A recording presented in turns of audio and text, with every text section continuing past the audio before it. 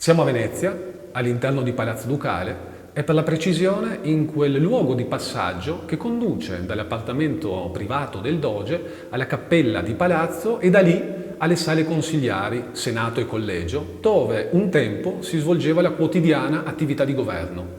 Ogni giorno, quindi, il Doge, passando di qua, si imbatteva in questo affresco che vedete alle mie spalle, raffigurante San Cristoforo che traghetta il Bambin Gesù, opera di Tiziano Vecellio, il più grande artista veneziano di tutti i tempi.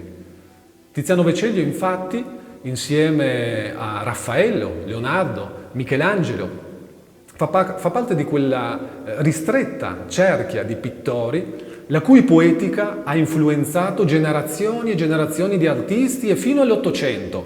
L'ammirazione di Delacroix o di Manet per Tiziano è cosa nota. Peraltro proprio qui a Venezia e proprio qui all'interno di Palazzo Ducale, anni addietro, due capolavori di Tiziano e di Manet, la Venere d'Urbino e l'Olimpia, furono messi a confronto sulla stessa parete a testimoniare la correlazione tra le due opere, una parete indimenticabile. Per gran parte della propria esistenza Tiziano visse e operò a Venezia. Questo rapporto indissolubile con la città lagunare gli valse anche il ruolo di pittore ufficiale della Serenissima Repubblica, sostituendosi in questo ruolo a Giovanni Bellini. Il rapporto tra Tiziano e Palazzo Ducale principia nel 1513, allorquando il pittore, poco più che ventenne, declinato l'invito di Pietro Bembo di raggiungerlo a Roma per entrare a far parte dei pittori della corte pontificia, il Papa era Leone X, Giovanni de' Medici, il figlio di Lorenzo il Magnifico. Ecco, declinato quell'invito, Tiziano si propone egli stesso per la realizzazione di un'opera che era già stata rifiutata da altri pittori per la collocazione tra le due finestre, quindi una collocazione difficile all'interno del Maggior Consiglio, proprio qui a Palazzo Ducale. Egli invece raccoglie questa commissione e realizza la battaglia di Spoleto. È anche interessante notare come questo rapporto tra Tiziano e Palazzo Ducale inizi proprio con una battaglia. L'opera sfortunatamente andò distrutta durante l'incendio del 1577, che coinvolse sia la sala del Maggior Consiglio che quella dello Scrutinio. Tuttavia, un'idea di come doveva presentarsi questa composizione ce la fornisce l'incisione coeva, realizzata appunto da Tiziano, con la sommersione del faraone. Tra l'altro un raro esemplare di questa incisione si conserva presso il gabinetto dei disegni e delle stampe della Fondazione Musei Civici di Venezia. Ecco, la critica ha evidenziato come con tutta probabilità i gruppi di soldati e di combattenti presenti e visibili nell'incisione riprendano idee già esperite dal pittore nella battaglia di Spoleto. Numerosi furono i dipinti realizzati da Tiziano per Palazzo Ducale, sfortunatamente in gran parte andati distrutti. Tra questi vi erano alcuni dipinti votivi. Era prassi, infatti, del Doge appena eletto finanziare a proprie spese la realizzazione di un'opera che lo vedeva inginocchiato sostanzialmente ai piedi della Vergine o del Cristo. E questi dipinti poi erano posti a decoro del Senato, del Collegio, insomma di varie sale consigliari.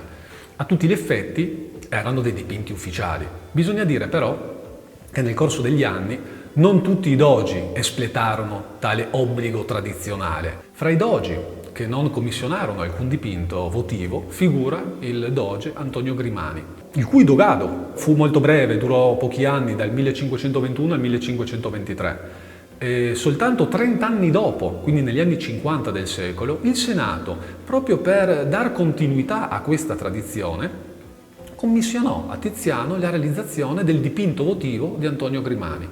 Cito questo dipinto perché è l'unico dipinto votivo superstite tra quelli realizzati di Tiziano per Palazzo Ducale. Sopravvisse all'incendio tremendo del 1574 che coinvolse l'ala orientale del palazzo soltanto perché Tiziano non l'aveva finito e non l'aveva consegnato. Tiziano morirà senza terminare questo dipinto che sarà portato a termine dalla sua bottega, dai suoi collaboratori.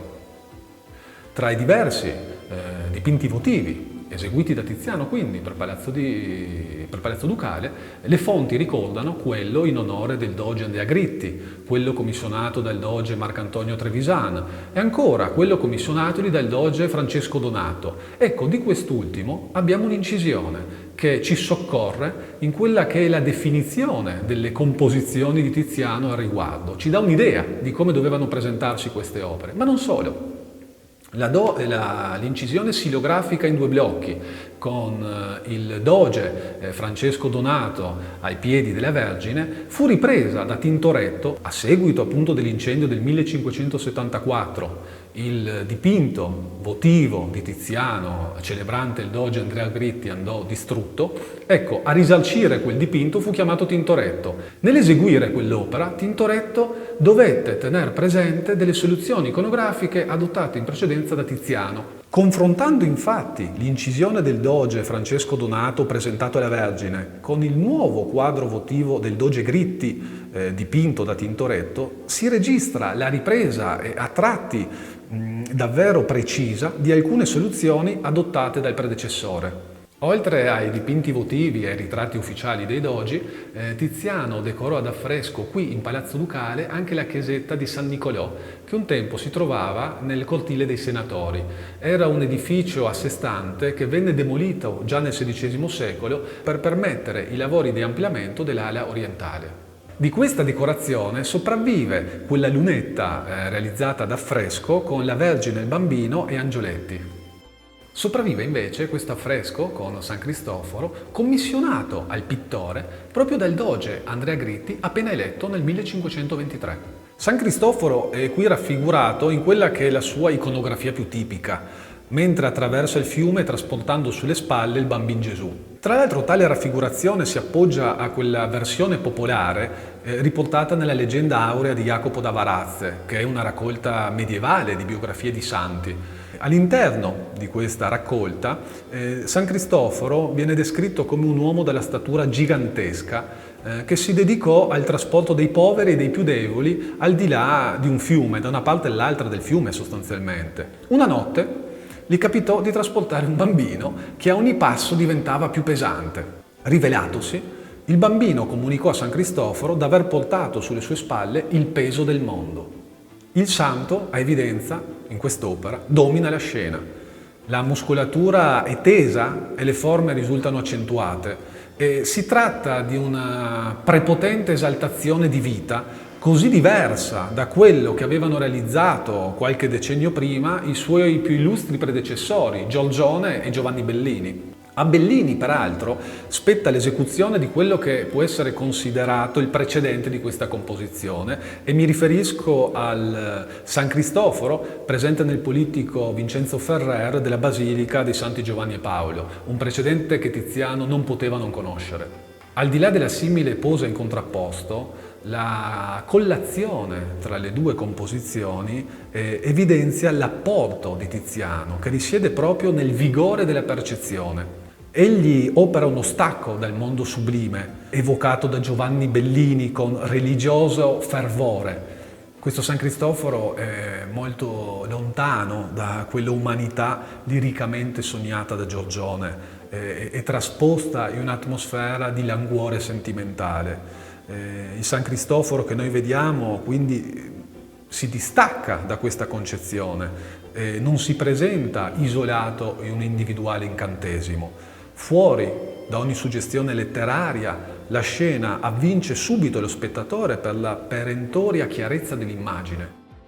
Il Doge di Venezia, infatti, facendo dipingere questo santo proprio qui, all'interno di un passaggio tra il suo appartamento privato e le sale consigliari, sottolineava a memoria imperitura la sua funzione di traghettatore della cultura e della civiltà veneziana. E tale rappresentazione doveva quindi ricordargli quotidianamente il peso enorme che il suo ruolo gli imponeva di assumere, di farsene carico senza timore di sprofondare o di soccombere.